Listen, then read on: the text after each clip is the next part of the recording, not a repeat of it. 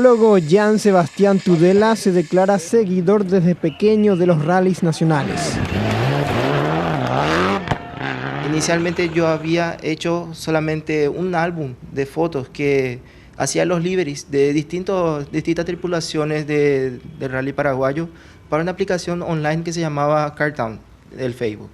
Esta chispa nacida gracias a que siempre siguió a su padre en picadas, más el desafío de emular a otros países que ya contaban con un simulador, lo llevaron a cranear el juego hace 5 años. Un amigo lo empujó aún más a este mundo.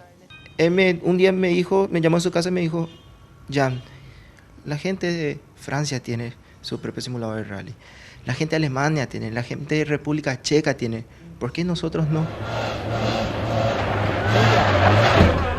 El juego tiene todas las características del Transchaco Rally de diferentes décadas, con nombres y vehículos reales que se utilizaron. Desde las pruebas en el Autódromo Dumont hasta las etapas que un corredor afronta en cada carrera. El que intente ganar este rally deberá esforzarse 6 duros minutos de carrera.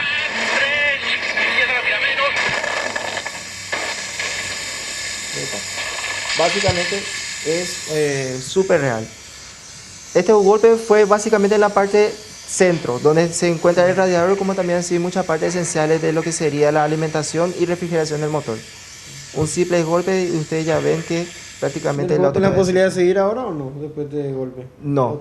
¿Ya te eliminas? Ya prácticamente tengo que irme al parque de reparaciones a restablecer las condiciones del auto para poder competir. La computadora básicamente necesitará 512 MB de RAM, 256 de acelerador o tarjeta gráfica, dependiendo del caso de la antigüedad que tenga la computadora. Un procesador obligatorio de dual core de 1.6 GHz cada núcleo.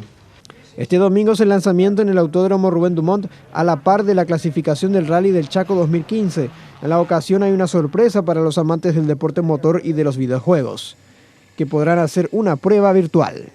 Serán sorteados anticipadamente en mi página las personas que van a subir un Subaru real.